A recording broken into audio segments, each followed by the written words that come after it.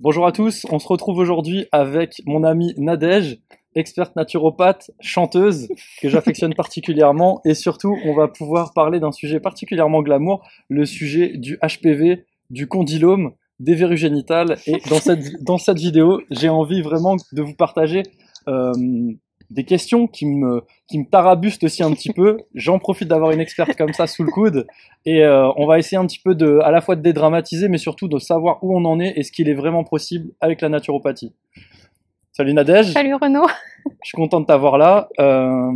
Déjà, est-ce que tu peux, si tu veux, peut-être te présenter en 2 mots pour les gens qui suivent cette chaîne, qui ne te suivent pas encore. Pour info, Nadège a une chaîne YouTube, je vous mettrai tous les liens en dessous, vous pourrez éplucher tout ce qu'elle fait avec plaisir. Écoute, déjà je suis contente de faire cette interview avec toi, c'est sympa. Et donc moi je suis naturopathe depuis une douzaine d'années maintenant. Et je suis également chanteuse et j'utilise le chant et la naturopathie dans ma pratique pour permettre aux gens justement d'avoir beaucoup plus d'autonomie dans leur bien-être et dans leur santé. Classe. Voilà. Insolite, classe, sympa. Moi j'adore, franchement. Je trouve ça vraiment cool. Et du coup, justement, qu'est-ce qui fait que tu t'es intéressé à ce sujet qui n'est pas spécialement le sujet le plus glamour, le plus médiatisable, on va dire, le plus instagrammable? C'est pas un sujet où on se dit on va faire des photos magnifiques, ça attirera du public.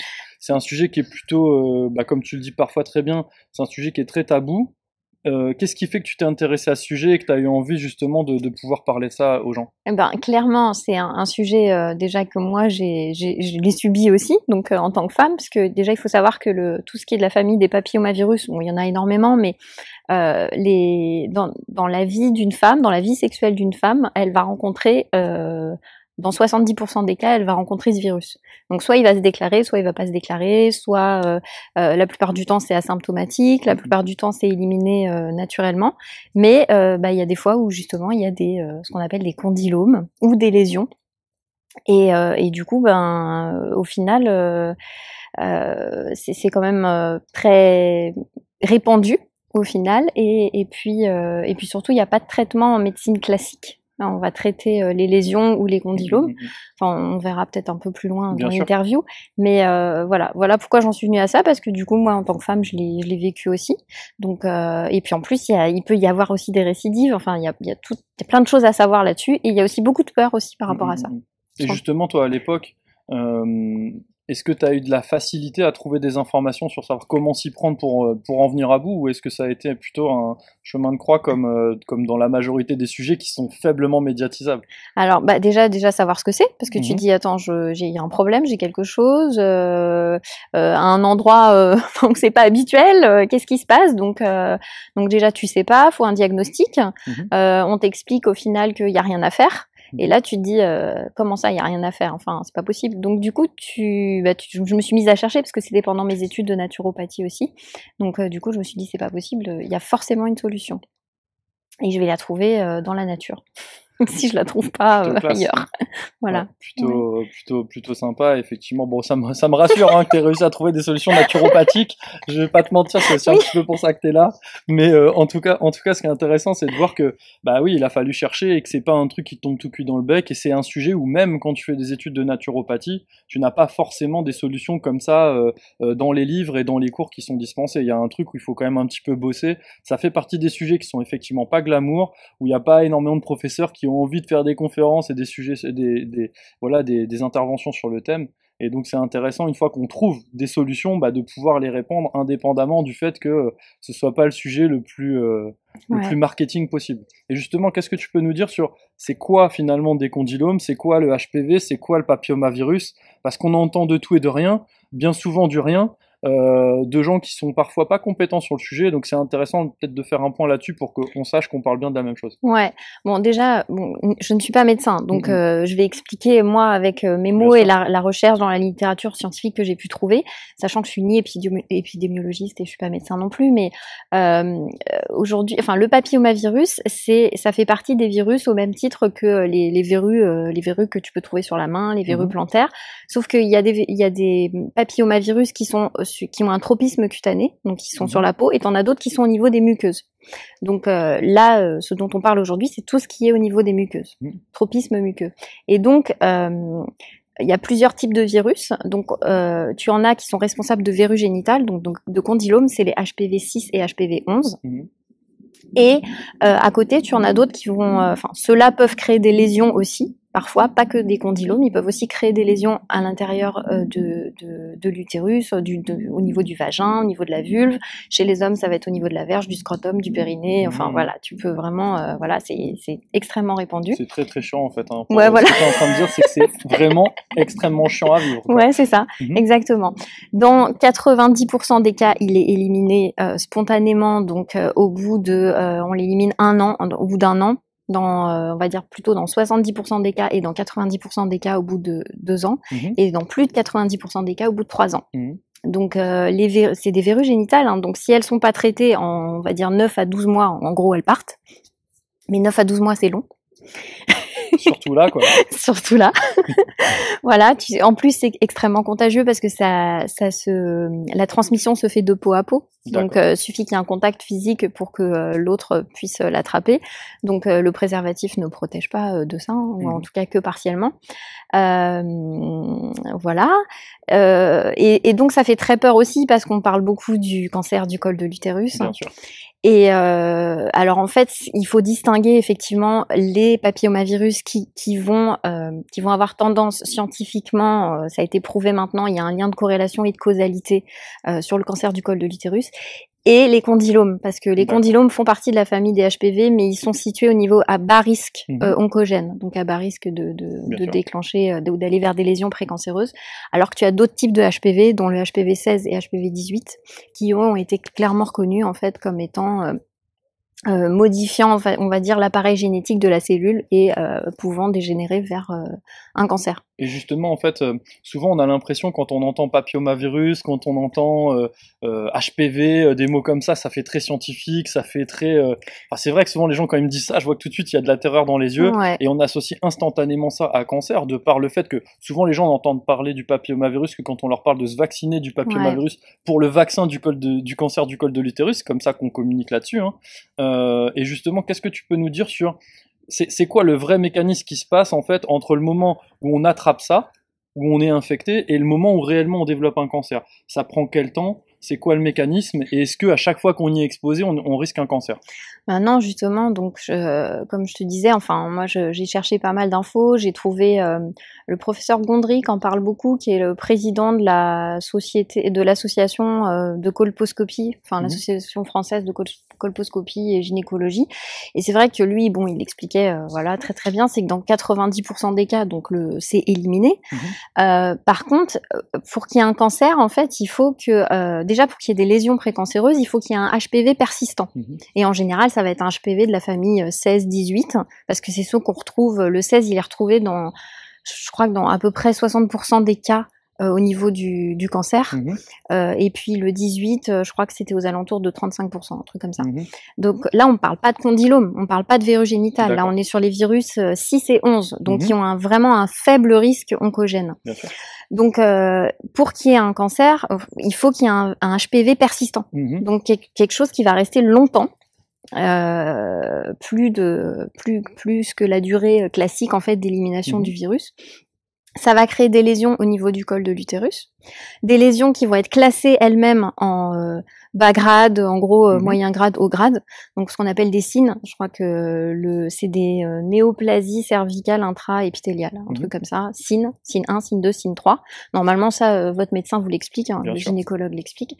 Et ces lésions-là, donc SIN 1, c'est petite légère lésion vraiment bas grade, ce qui est assez courant. Lésion 2, c'est un peu plus élevé, mais du coup, dans 30 à 60% des cas, c'est éliminé spontanément.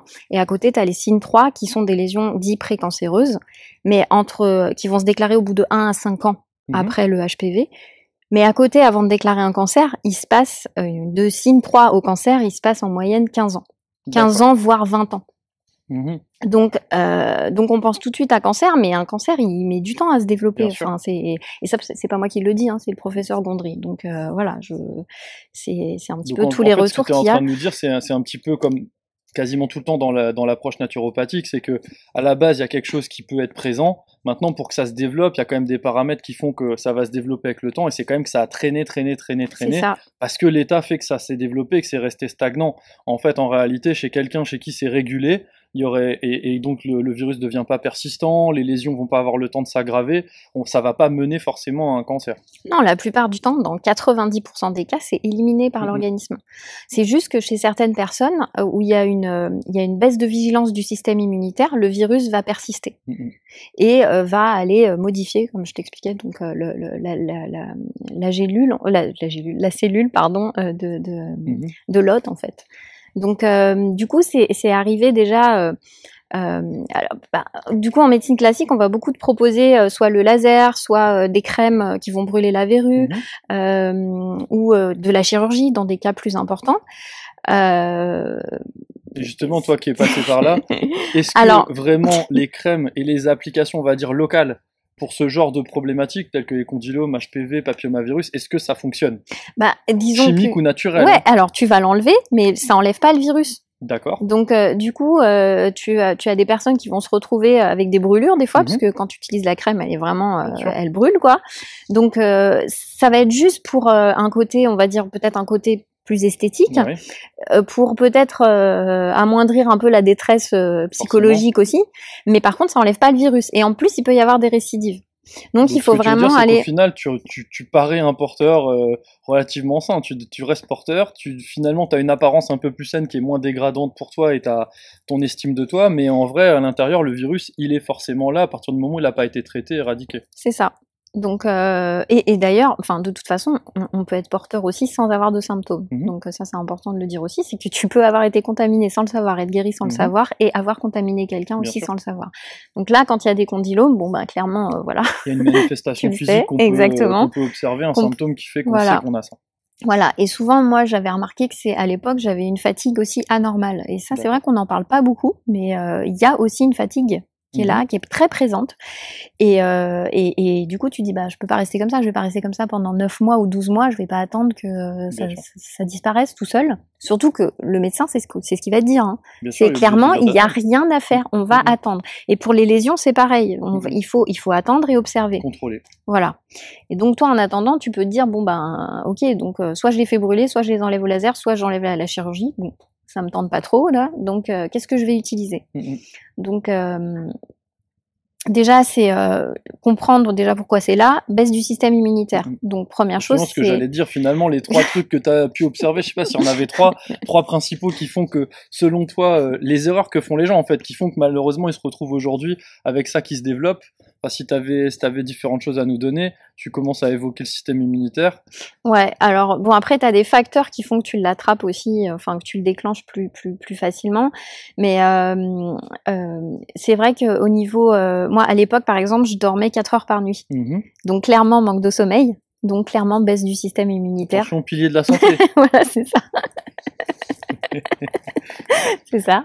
Tu en parles très bien d'ailleurs sur ta chaîne. Donc, oui, ça aussi, voilà. Du coup, donc forcément, ça va pas fonctionner comme ça. Donc c'est arrivé déjà à reprendre, comprendre aller observer chez soi ce qui fait baisser le système immunitaire, et à côté utiliser un traitement aussi au naturel qui va être efficace et spécifique sur les condylomes. Et ça, c'est possible aussi. Et l'idéal, c'est de combiner les deux. Bien sûr. Ce qui fait que même si on a des condylomes, des verrues génitales, qu'on a envie de les éliminer parce qu'elles sont disgracieuses, parce que psychologiquement ça va pas, donc c'est possible. Mais on peut l'étendre aussi aux HPV en général, y compris les HPV qui ont un pouvoir oncogène plus important, où on peut se dire, bah, de toute façon, si j'améliore mon système immunitaire, bah, je vais déjà améliorer aussi la disparition, je vais relancer en fait les processus d'auto-guérison naturelle de mon organisme. D'autant plus que tu disais, les femmes, ils sont exposées à plus de 70% de cas dans leur vie, etc. Ça veut bien dire que toutes les femmes ne manifestent pas des choses et n'ont pas le virus qui se prolifère en elles, qu'il a été régulé. La vraie question, c'est pas de se dire pourquoi certaines ça se développe, c'est aussi de se dire pourquoi certaines ça se développe pas. Et donc finalement, ce que tu es en train d'expliquer, c'est que si on fait ce qu'il faut dans son hygiène de vie, dans tout ce qui touche bien évidemment la fatigue, entre autres comme paramètre, mais tout ce qui va finalement impacter le système immunitaire et baisser sa vigilance ou dégrader sa réactivité, sa puissance de frappe, en fait, en vrai, bah, à ce moment-là, on va éviter voilà, si on arrive à travailler là-dessus, on évitera évidemment l'apparition, mais surtout, même si on est exposé, il n'est pas dit que le virus va proliférer ou prendre racine chez nous, quoi. Ouais. Tout simplement. Ouais. Et justement, tu évoquais la notion de traitement. Moi, ma question, c'est est-ce que même si on trouve le bon traitement, tu disais en allopathie, ils sont pas forcément outillés d'un traitement à l'heure actuelle, mais il existe des traitements, on va dire, naturels. Je sais que tu as obtenu des très bons résultats. Est-ce que si on applique le bon traitement, ça suffit à obtenir des résultats, et notamment de façon durable, ou est-ce que, comme pour beaucoup de choses, il y a un travail quand même de fond qui est indispensable et indissociable? Alors, effectivement, ça dépend des personnes, mais t'as chez certaines personnes, juste le traitement va suffire et ça va partir, mais super vite. Moi, du coup, c'est ce qui m'est arrivé. Mais si c'est vrai que chez certaines personnes, ça peut résister et elles vont être obligées de recommencer. Donc, c'est clair qu'il faut aller observer en même temps, renforcer le système immunitaire, donc en observant son mode de vie. Parce que sinon, autant mettre toutes les chances de son côté. Voilà, c'est surtout ça en fait. Parce que tu auras beau prendre un traitement, ça peut aussi revenir. Donc avec les huiles essentielles, t'élimines quand même pas mal t'élimines le virus vraiment. Il n'y a pas de latence en fait. Il n'y a pas de clairance plutôt. Mais c'est clair qu'il faut, t'es obligé d'aller travailler de revoir ton mode de vie. Moi, je me suis posé la question, il m'arrive ça, pourquoi j'ai ça? C'est que j'ai forcément des choses à changer dans mon mode de vie, quoi. Donc, à commencer par le sommeil, par les fameux 4 piliers de la santé. D'autant plus si la veille, tu ne l'avais pas. Ça veut bien dire qu'à un moment, il s'est passé quelque chose. Entre guillemets, ton corps n'est pas devenu plus con que la veille. C'est juste qu'à un moment donné, il y a quelque chose qui s'est produit. Et il est clair que dans le domaine de la santé alternative, on connaît bien le fait qu'il y a énormément de paramètres qui vont impacter le système immunitaire, qui vont impacter ne serait-ce que la capacité du corps à comprendre qu'il se passe quelque chose, ou bien à mettre en place des processus de guérison. Et il est clair que si on n'agit pas là-dessus et qu'on n'essaye pas ne serait-ce que d'être à l'écoute, on va jamais pouvoir corriger cette partie-là. C'est ça. Et justement, en fait, lorsque tu peux accompagner des personnes là-dessus, ça prend à peu près combien de temps d'en venir à bout si vraiment on fait ce qu'il faut? Alors moi, clairement, quand je l'ai fait à l'époque, ça avait duré 15 jours, 3 semaines maximum. Donc du coup, c'est en tout cas c'est ce que je délivre aux gens, c'est que je me dis voilà, si vous le faites vraiment sérieusement, vous changez votre mode de vie, vous appliquez la prescription, vraiment le traitement indiqué, en 3 semaines, vous avez vraiment une amélioration de l'état en fait. Donc, ça, c'est intéressant de 9 mois à 3 semaines. On n'est pas non plus dans quelque chose où parfois on nous dit, bah voilà, à long terme, il faudra prendre parce que vous savez, on ne sait pas, etc. On va voir, on va observer ce qui se passe. Là, on est dans quelque chose où il y a du tangible. C'est très simple, vous avez des verrues génitales, je pense que vous êtes le premier à vérifier tous les jours si elles sont toujours là, quoi. Et en plus, vous le savez, vous n'avez même pas besoin de regarder pour le savoir. Donc là, concrètement, ce qui est intéressant, c'est de se dire, vous faites les choses, vous appliquez les conseils, vous appliquez le traitement, grosso modo, il peut y avoir un résultat qui est rapide. Donc c'est relativement motivant par rapport à plein d'autres choses où parfois on vous dit, bah voilà, c'est un accompagnement à long terme pour essayer de temporiser la dégradation de la maladie. Là, c'est vraiment quelque chose où on peut permettre au corps de l'éradiquer et surtout durablement de retrouver un système immunitaire qui fait que ça revient pas. Et donc, on n'est plus porteur sain non plus qui contamine quelqu'un d'autre. Ouais. Donc ça, c'est intéressant. Donc finalement, le délai est hyper court. Ouais, est-ce que finalement, c'est des méthodes qui sont connues? Parce qu'aujourd'hui, c'est quand même très très répandu. C'est un truc où les gens sont complètement perdus. J'imagine que le premier truc qu'ils font, c'est d'aller sur Internet et de surtout pas en parler à quelqu'un dans la rue, quoi. Concrètement, c'est même d'aller voir son médecin ou son pharmacien, je pense que ça peut être un petit peu peut-être perturbant, dérangeant, on est un petit peu gêné. Est-ce que finalement les gens ont conscience que quelque chose comme ça existe? Bah non. Non, surtout que t'as là, je parle vraiment du traitement des condylomes, précisément. Sûr. Mais parce que tu as vraiment des huiles essentielles spécifiques qui ont été testées scientifiquement sur ce type de virus. Donc sur les condylomes. C'est pas des trucs de naturopathes qui font ça dans leur garage et qui racontent. Non. C'est des trucs de gens qui ont testé cliniquement avec des tests en double aveugle, etc. pour s'assurer que ça fonctionne, que ça fonctionne face aux molécules de référence, que le résultat est probant et que le résultat est probant, quoi. Oui. Ouais, clairement c'est ça. Donc c'est spécifique, à des dosages spécifiques aussi. D'accord. Donc et pas risquer non plus le surdosage parce qu'il y a quand même des précautions à prendre aussi. Donc c'est pas, et souvent quand on va chercher le traitement en pharmacie, ils demandent toujours aussi une prescription. On peut pas venir avec sa petite feuille maintenant de papier avec juste les quantités, c'est pas possible en fait. Il faut que ce soit prescrit par surtout par rapport un aux huiles essentielles, thérapeute. ils sont quand même Voilà. assez réticents. Il y a eu tellement de gens qui confondent des milligrammes et des gouttes ou des gouttes et des milligrammes, et ça peut être dangereux. Exactement. Donc aujourd'hui, voilà, il y a ça qui existe. Donc quand on sait on part de là et qu'à côté, 20 ans après, il peut y avoir aussi un cancer. Bien sûr. Bah on se dit peut-être qu'en attendant, voilà, plutôt que de passer par une conisation ou la chirurgie ou le laser, voilà, on peut peut-être essayer ça aussi. Disons que c'est des solutions qui sont intéressantes lorsqu'on a déjà tout testé, qu'il n'y a plus aucune possibilité et que la personne vraiment commence à être psycho-émotionnellement extrêmement impactée. Maintenant, si on n'a pas testé ce qu'il existe d'autre de moins irrémédiable, on va dire, parce que la chirurgie, forcément, des fois j'entends des gens me dire non, mais je vais me faire enlever la moitié du col de l'utérus parce que comme ça évitera que les lésions se dégradent.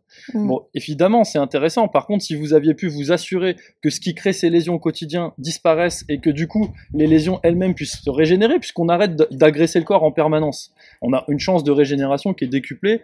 C'est vrai qu'à ce moment-là, c'est dommage d'être passé par la chirurgie avant d'avoir testé autre chose. Le problème, c'est qu'aujourd'hui l'information elle est très peu connue et donc que tout le monde considère qu'il n'y a rien à faire à part observer et voir se dégrader, puisqu'une situation qu'on observe, c'est très rarement une situation qu'on va améliorer en plus. De plus, à force d'observer, on stresse de plus en plus, qu'on voit que ça s'empire, clairement dans l'esprit on se dit ça s'empire.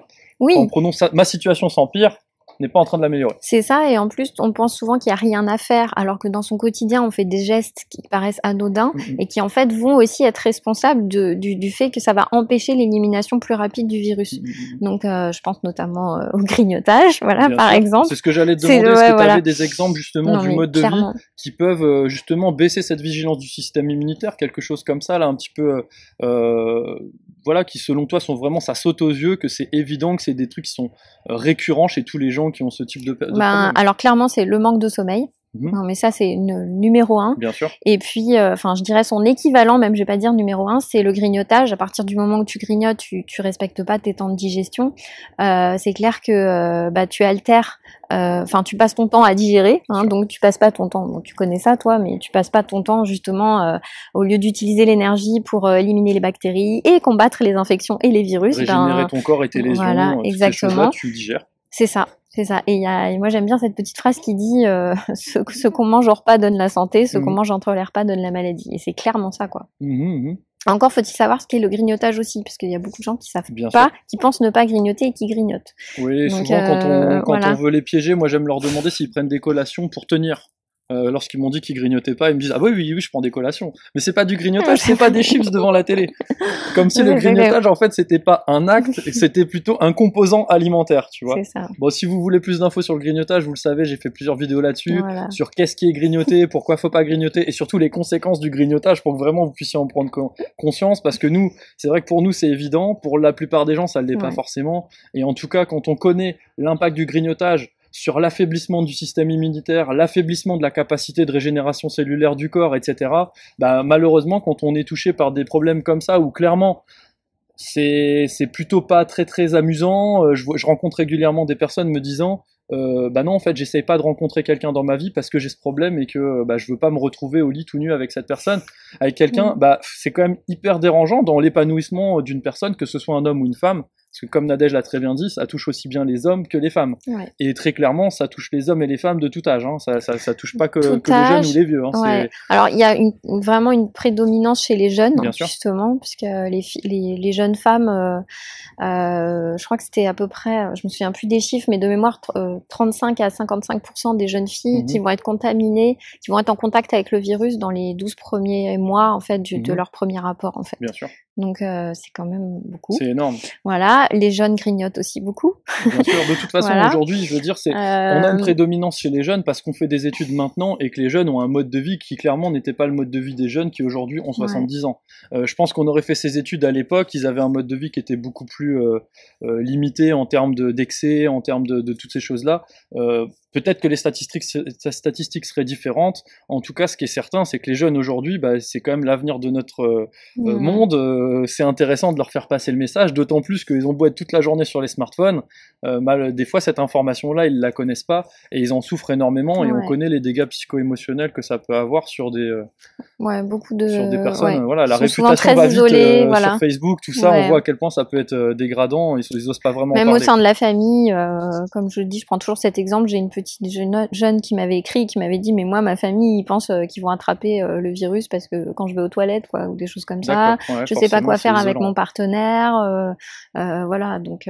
D'autant plus que t'expliquais précédemment que le préservatif, ça protège pas de ça, puisque c'est un contact qui est pas seulement muqueux, ça peut être cutané. Et puis voilà, enfin, c'est quelque chose qui est quand même assez facilement transmissible. Ouais, tout à fait. C'est vrai que les gens sont complètement démunis face à ça.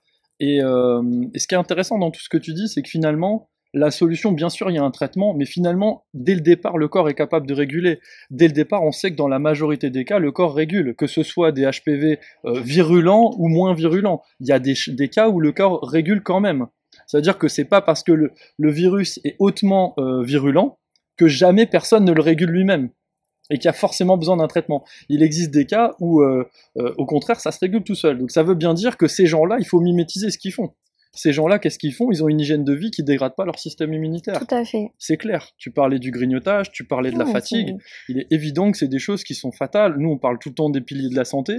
Moi, ça m'amuse beaucoup parce qu'en consultation ou en conférence ou en formation, je passe à peu près, je vais dire, 30% de mon temps à dire qu'il faut arrêter de grignoter. Alors forcément, les gens viennent chercher le traitement miracle et je leur dis d'arrêter quelque chose. Ils ont du mal à comprendre, je leur fais pas avaler une pilule. Mais c'est fondamental. Dans ce genre de cas, ça va générer des résultats qui n'auront rien à voir.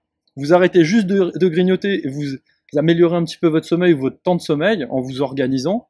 Et bizarrement, en faisant le traitement adapté, il y aura des résultats qui sont bien plus probants qu'en faisant que le traitement. Ça, c'est clair.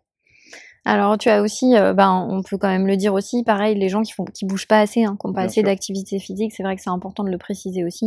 Le fait de bouger, ça va activer le système immunitaire aussi. L'oxygénation, etc. Il est clair que les virus, c'est pas vraiment un milieu suroxygéné qui va les faire rêver dans le corps. Ou faire trop de sport aussi, ça peut être délétère. Et puis évidemment, gérer le stress, quoi. Donc c'est juste pour dire qu'il y a des traitements qui existent, mais à côté, on peut être toujours capable d'agir aussi. Et que c'est vraiment se remettre en question par rapport à ça et prendre conscience, en fait.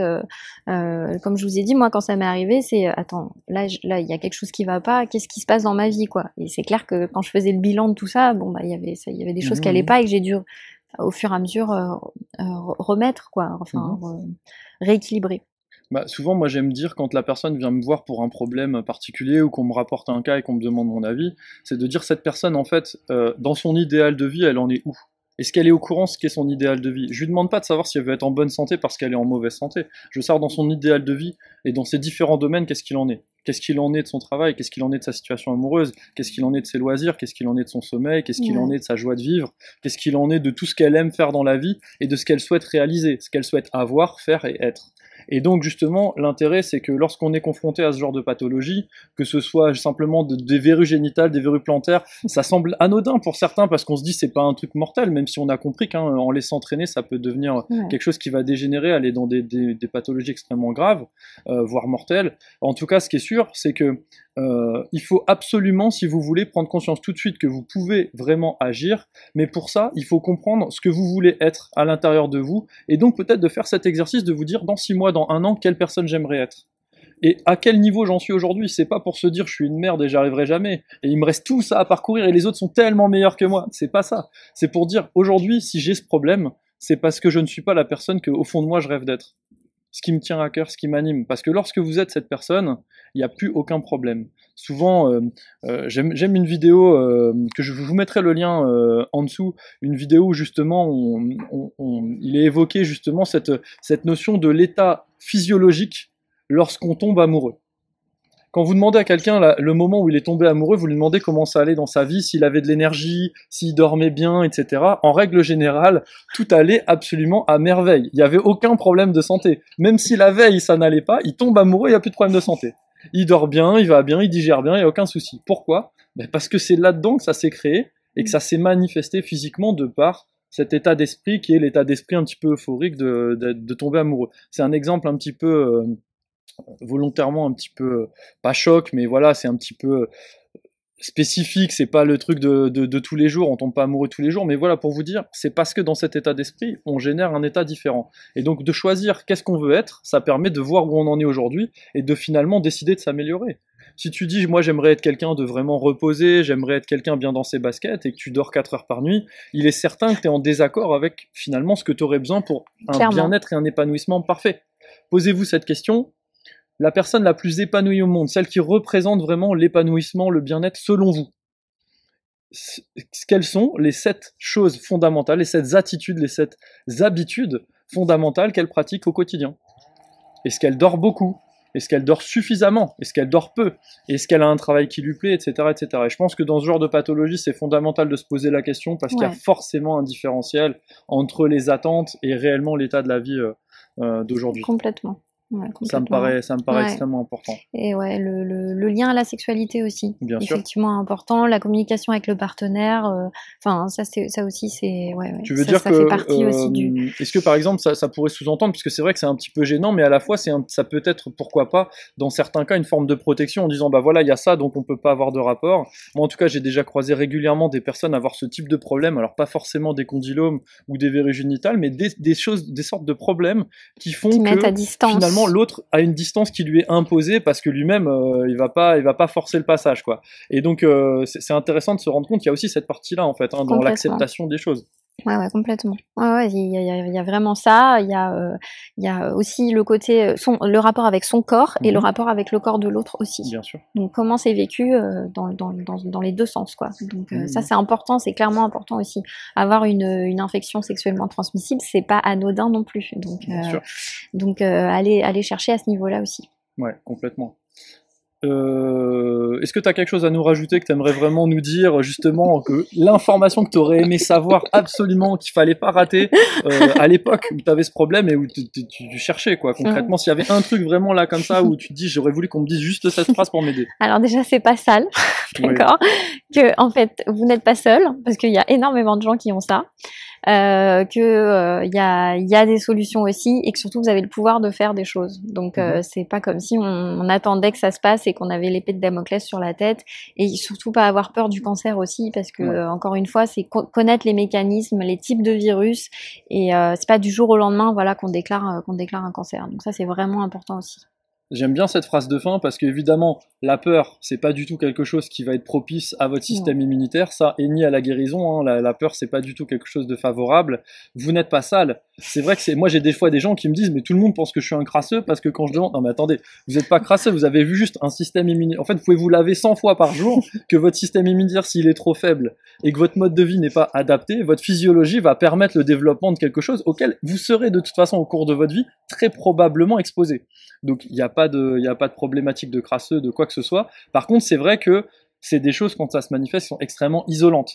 Donc on se sent particulièrement seul. Aujourd'hui, vous avez Internet, vous avez des gens comme Nadège qui en parlent parfaitement sur sa chaîne, qui vous donnent plein d'informations sur le HPV, le condylome, sur comment faire, sur plein d'autres choses de la naturopathie. Vous pouvez aussi suivre ma chaîne, vous pouvez aussi suivre d'autres chaînes de naturopathes ou de gens dans le domaine de la santé et de la santé alternative.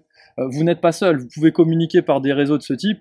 Clairement, moi je me dis toujours, à l'époque de nos grands-parents, ça devait être autre chose quand on avait ce problème-là, parce que le médecin du village, il connaissait tout le monde, et c'était à lui qu'on était obligé de demander, hein. Il y avait pas, voilà, et quand on en parlait autour, enfin je veux dire, on disait ça à sa mère, le lendemain, tout le monde était au courant de partout, quoi.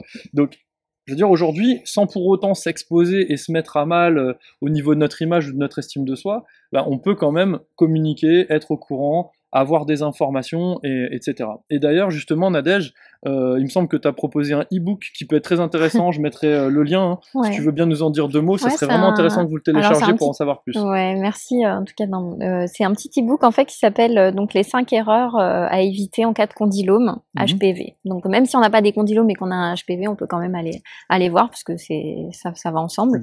Voilà, donc il est à téléchargement gratuit, accessible et à distribuer à volonté. C'est plein de bonnes petites informations. Moi, j'ai trouvé ça vraiment hyper intéressant. J'ai appris des choses dedans, donc c'est pour ça que je me permets de vous le soumettre, parce que c'est vrai que souvent on a l'impression, quand on est déjà du métier, on n'apprend plus rien, mais avec des gens comme Nadège, on apprend des choses et c'est passionnant. Et surtout, ce qui est intéressant aussi, c'est que c'est plein de petites astuces que vous pouvez faire. C'est pas des trucs où vous devez dépenser 15 000 € pour y avoir accès. C'est des choses où non seulement le e-book il est gratuit, en plus de ça, les conseils qui sont dedans, vous pouvez les pratiquer dès maintenant. Et surtout, vous pouvez aussi, ça peut vous aider à avoir moins peur de ce qui vous arrive. Et l'avantage par rapport à une vidéo, c'est que vous pouvez le lire tranquillement et vraiment prendre votre temps. Donc vraiment, je vous invite à le télécharger. Ça me fait plaisir que Nadège puisse vous offrir ça, parce que je trouve que c'est un super bon outil et que clairement, l'information est difficile à trouver sur le sujet. Donc si ça peut vous aider, ça me fera vraiment super plaisir. Ouais. Nadège, je te remercie pour cette interview. Je te remercie d'avoir parlé avec autant de sérieux et à la fois en ayant dédramatisé un sujet qui est à la fois, je trouve, qui est cocasse, drôle et quand même, faut le reconnaître, légèrement gênant. Je trouve que t'en parles à merveille et ça me fait vraiment plaisir que t'aies pu communiquer toutes ces informations. Je pense que ça va aider bien du monde. Si c'est pas encore le cas, abonnez-vous à la chaîne. Il y aura d'autres interviews d'experts de ce type. Abonnez-vous à la chaîne de Nadège et vraiment mettez-lui un maximum de likes s'il vous plaît et de commentaires sur ces vidéos, puisqu'elles sont toutes de très très bonne qualité. Et puis pensez également à partager si ça peut intéresser des personnes dans des groupes spécifiques au condylome, au HPV. Les gens se sentent extrêmement seuls. Il existe très très peu de solutions. Donc là on évoque quand même qu'il en existe, et puis notamment les solutions qui souvent sont pas celles qui font le plus rêver, parce que c'est pas le traitement miracle qui arrive des États-Unis ou du Japon et on peut se dire ah oui mon cas était tellement grave que moi j'ai pris le traitement miracle. Non. On est en train de parler de solutions terre à terre, comme dormir plus, comme faire attention au grignotage. C'est des solutions qui marchent dans quasiment tous les cas de la santé. Souvent on les oublie parce que c'est pas sexy d'expliquer qu'on s'est guéri en ayant fait ça. On a l'impression un petit peu, quand on améliore sa santé en ayant fait des choses aussi simples, qu'on était un peu con d'aller mal avant. Et donc souvent c'est pas hyper glamour et sexy de le faire passer comme info, mais par contre c'est ce qui fonctionne. Dans la naturopathie, c'est pas en essayant d'utiliser des solutions complexes qu'on résout des problèmes complexes. C'est en solutionnant une multitude de causes extrêmement simples. Jusqu'à ma prochaine vidéo. Je vous dis portez-vous bien, continuez à croire en vos rêves et à très vite les amis. Salut Nadège. Salut Renaud. Ciao.